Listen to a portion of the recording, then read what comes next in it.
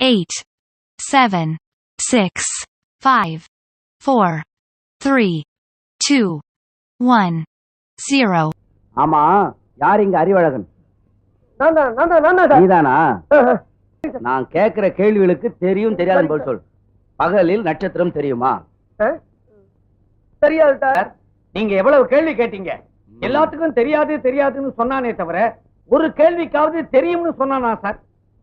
இவ்வளவு அறிவுள்ள பையனை 18 வருஷமா ஒரே வகுப்புல வச்சிருந்ததுக்காக நீங்க டிஸ்மிஸ்.